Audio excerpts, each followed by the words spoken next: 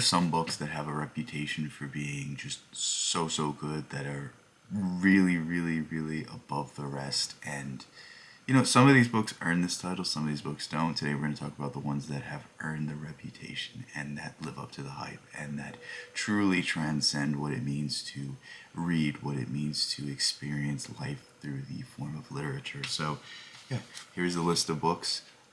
I can do this list over and over again, so maybe this is something I return to and talk about books that are very famous and have a whole lot to offer you. And yeah, this is going to be a fun video, so let's get it started with The Metamorphosis by Franz Kafka. If you haven't read this book, you're living under a rock, because this is truly one of the greatest things that has ever been written.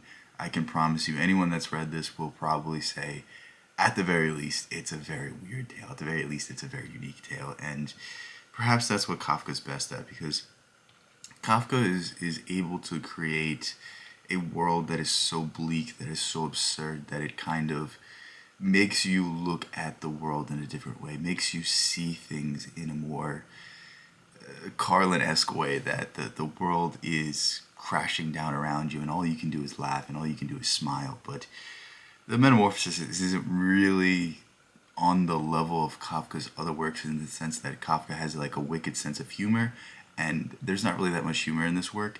It's really the story of a man who is a traveling salesman, and he wakes up one day and he just turned into a human beetle hybrid. And essentially what it's about is the idea of our diminished capacity, and do people actually love us, or do people love us for what we can do for them? And what happens when we're no longer of use to people? What happens when we no longer have our youth and we can no longer aid the people that once relied on us? Do they see us as a benefit or as a burden? And you could take it as this, or you could take it purely as a tale of a man that becomes a beetle and his family's disgusted by him. And that duality, that deep philosophical implication, as well as that horrific story, is what really adds to the weight of anything Kafka writes. And I really think you're doing yourself a disservice if you pick up anything else by Kafka first, because I think this work truly defines him as a writer the most of anything else that I've ever read by him. And yeah, it's a great place to start. It's a great place to get engrossed in his ideas.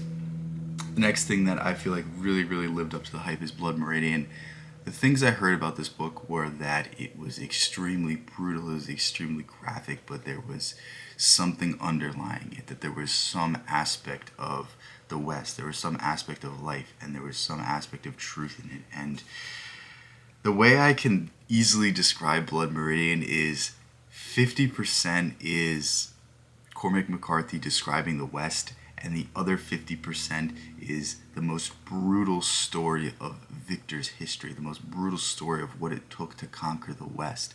I don't know if it's in history or what I've just read, but there's just something so raw about this story. There's something so, in some ways, beautiful in the way that McCarthy describes the landscapes and the world, but it's juxtaposed by the brutal things that the characters are doing in the story. And perhaps one of the best foil characters I've ever read is inside this novel. This is a novel, I'm guessing. I hate all the classifications. I just call everything books. But there's the judge, who really doesn't actually purport to push forward any sort of justice, and really he's the most wicked and cruel character, but he's really the embodiment of evil. And there's even an argument, is he even real, or is he just the actual devil? And all sorts of things like this. But you're going to have a whole lot of fun reading this, and you're going to have a very I don't know if it's fun or just, it's going to make you think a lot of stuff, and it's going to make you think about what is right and what is wrong, and do we ever have a justification to use force, and what ends will we go to in order to get what we want. And yeah, I think if a book makes you think like this, and a book makes you question things, it did something. And Blood Meridian has a heart and a soul to it, and a brutality to it that really reveals about the true world. Next thing we have is 1984 by George Orwell. This book is, I feel like this book is recommended and recommended and recommended and recommended, and if you haven't read it, you don't really get it. You don't really understand why. But if you read 1984, you'll understand why everyone says you need to read it. Why everyone says it's one of the most important books ever written, because it's all about the idea of what happens when ideas are outlawed. What happens when you cannot freely think? What happens when you have to censor yourself? What happens when every aspect of your life is controlled? And there's so many deep underlying philosophical implications of this work. The ending is extremely well thought out. The ending is essentially the inverse of the death of Socrates.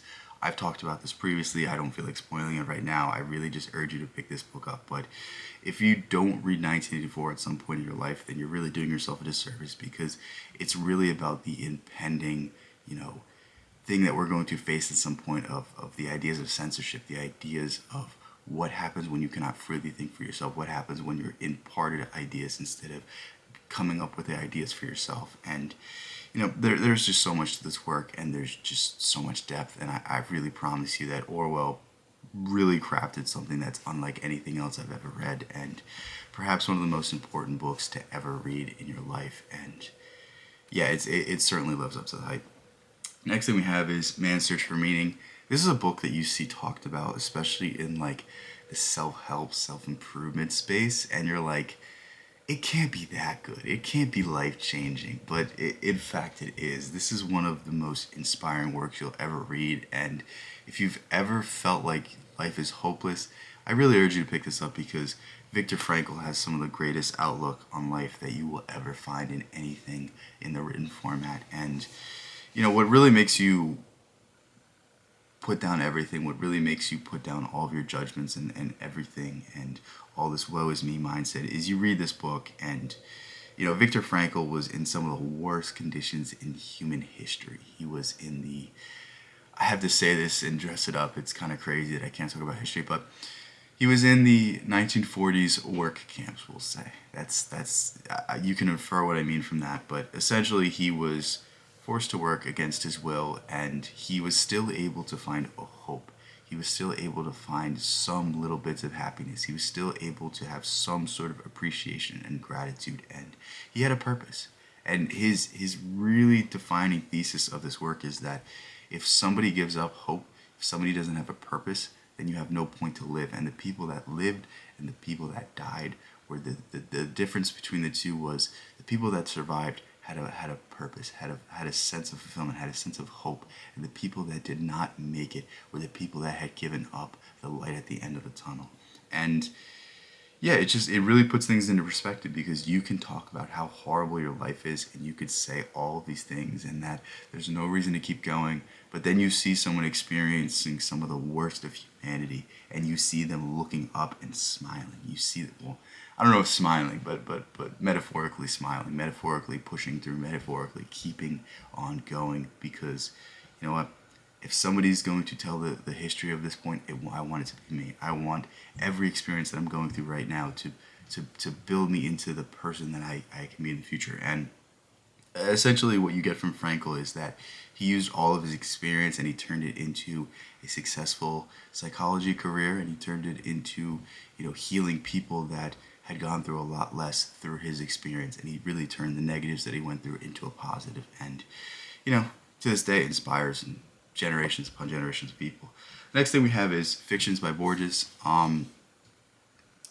This is commonly referred to as one of the most unique, one of the best things you'll ever read, and boy does it live up to the hype. I literally just did a video about this yesterday, so I'm going to try to not say everything the same, but yeah, Fictions is something truly special. And the way to describe Borges is, simply put, he writes about writings that aren't real and gets you to want to make these things exist in your own mind, in the sense that the first story, Tertius Orbis, I think that's what it's called, essentially is, I think, the finest thing he ever wrote. And really what it's about is about a fake encyclopedia, about a fake book, about a fake society that was able to manifest things because they were so fine-tuned with their thought, that they had such a control and command over their creative impulses that once they thought something, it was immediately created. And Really just some of the most beautiful writing that you'll ever read. Really just redefines the genre. It reminds me a lot of Joyce in the sense that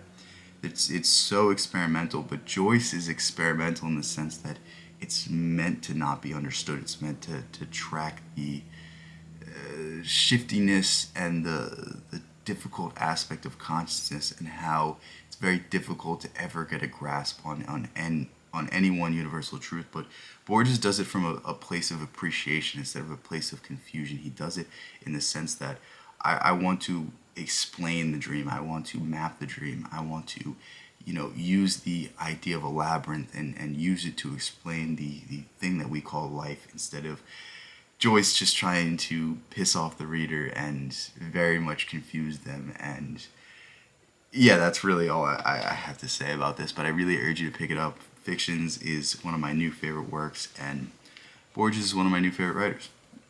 Next thing we have is Fyodor Dostoevsky's Crime and Punishment. And if you've never read Crime and Punishment, I don't know what you're doing with your life. I mean, I do know what you're doing with your life, not reading a very long book. But Crime and Punishment is a book that I read almost about 10 years ago now. And it's a book that I really want to reread. That's, in fact, why I picked up this copy recently. But to me, this stands as one of the greatest books I've ever read, and something that I cite in my thinking 10 years later. And, like, I need you to understand that I read this book in high school and I hated reading. And I hated reading long books. This was the longest book I'd ever read up to this point, and I still found some enjoyment in it. I was vehemently opposed to reading, and I still found this book as something fundamental to my development, fundamental to my thought process. And the more I look back on it, the more I understand it, the more I understand what Dostoevsky was trying to say. And essentially, this novel centers on the same idea that most of Dostoevsky's novels center on, that once we lose our symbols, once we lose our point for going on, that people kind of degenerate into something that is not aspirational. But when we return to the symbols that mean something, when we return to community, when we return to hope and almost a universal reverence for life, then we can kind of have a much better guiding principle. And it's really, really, really, really just, I think, necessary to read stuff like this today, because I feel like we're kind of in that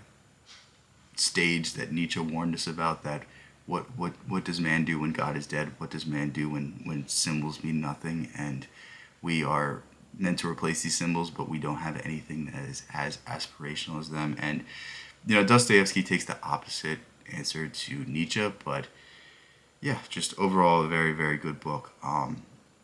Obviously it's about crime and punishment, but no, that's a very simplistic way to simplify it. But I don't want to spoil it because it's just such a great work, and I really, really want people to pick it up. And I'm not going into depth about each of these works and spoiling the plot points, but I promise you, if you stick through to the end of this work, you're going to find a whole lot of heart, a whole lot of soul, and perhaps one of the greatest things ever written. So with that said, these are 6 books that lived up to the hype. I really want you guys to tell me other books that you felt this way about, because I'm always interested to see your guys' opinions. And yeah, with that said, I love you guys so much. Thank you guys so much. Thank you guys for all the support recently too. It's just been really cool. And if you want to read what I write, go ahead, click the first link in the description. This is the book that I released recently. It's called Epitaphs, and it's a set of poems that I think you guys will enjoy if you enjoyed anything I talked about in this video. But if you want more from me, you can also go check out my school. That's where I put all the stuff I write on a daily basis and more in-depth book reviews. So yeah, peace out. I will catch you guys in the next one, and can't wait to see what you guys say lived up to the hype in your eyes. See ya.